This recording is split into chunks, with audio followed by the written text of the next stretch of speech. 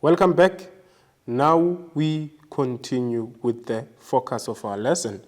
So we will start with the criteria of a successful team. What do we mean with criteria? What is key is that the lesson talks about assessing team performance. That's the topic.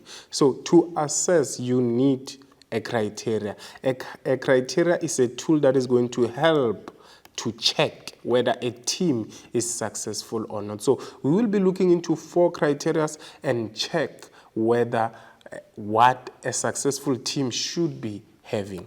As we proceed now, the first criteria is your interpersonal attitude and behaviors. So this basically is a criteria that has to be considered. For us to say a team is successful, we have to check the interpersonal attitudes and behavior in that team. So team members must have a positive attitude of supporting and motivating each other.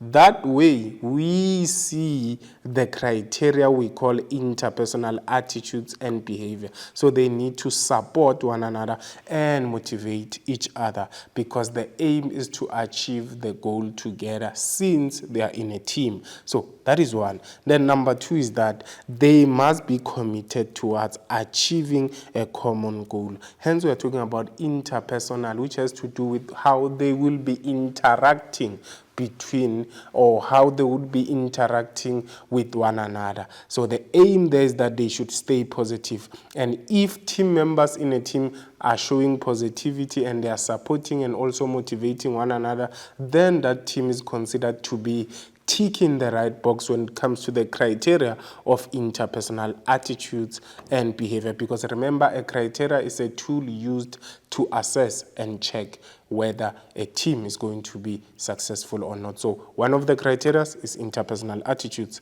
and behaviors. Then we move to another criteria, which is shared values. For a team to be considered to be successful, they need to show shared values. What do we mean by that?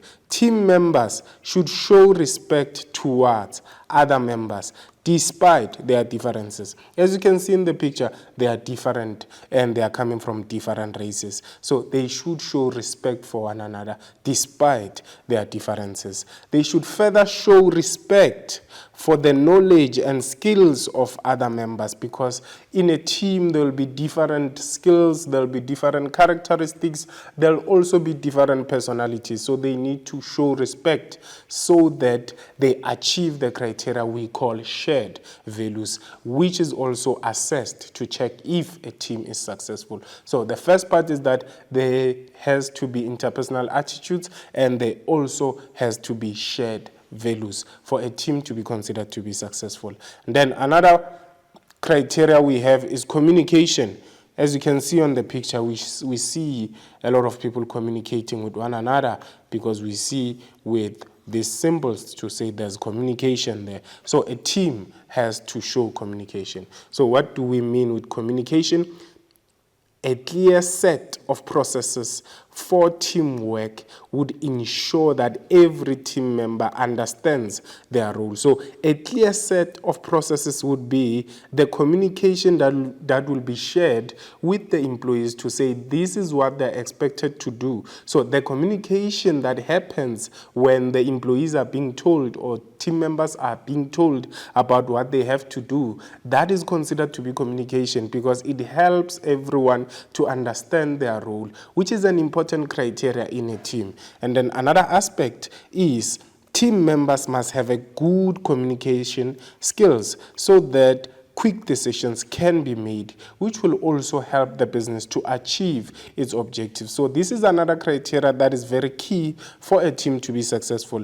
And another aspect is that there should be open discussions which lead to effective solutions to problems so that the communication is achieved.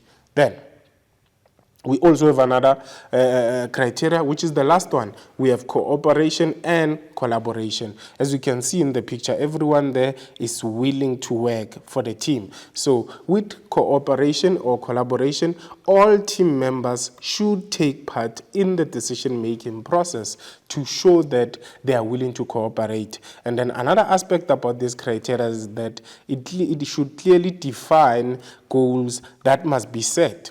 So it clearly defines goals that must be set so that all members know exactly what is to be achieved. So that is another criteria which we call collaboration. Everyone has to be there when they are setting the goal. Everyone has to be there to make a decision. In that way, they are achieving the criteria which we call collaboration or cooperation, which is the criteria of a successful team, to say, as team members, let's all make decisions towards achieving the same goal.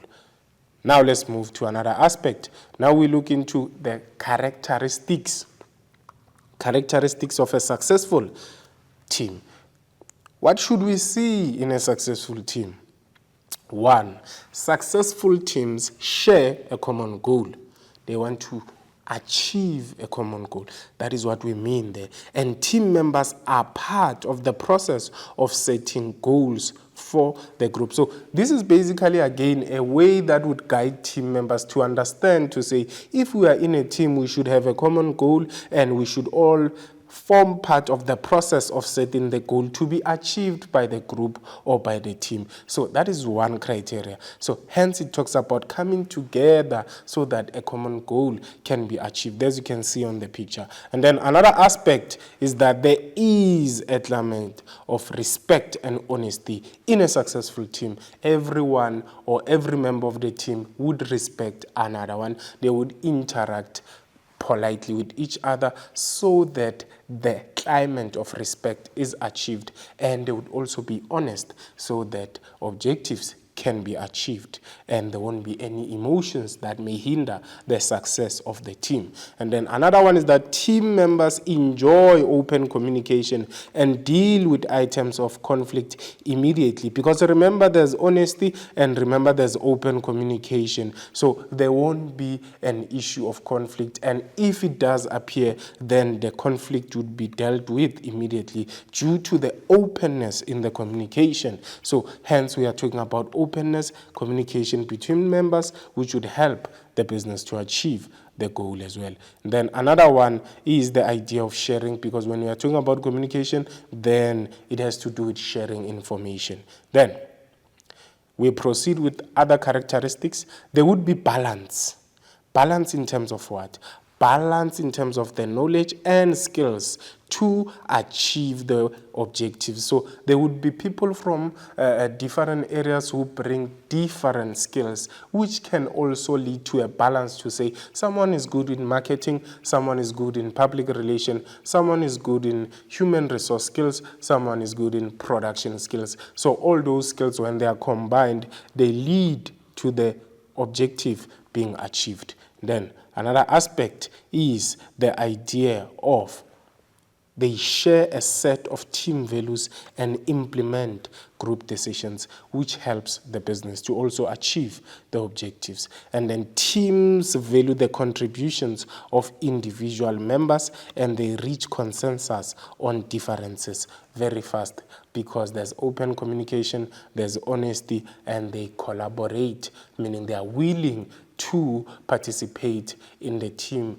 achieving successful objectives. So with that being said, let us take a short break and we will continue with the other part shortly.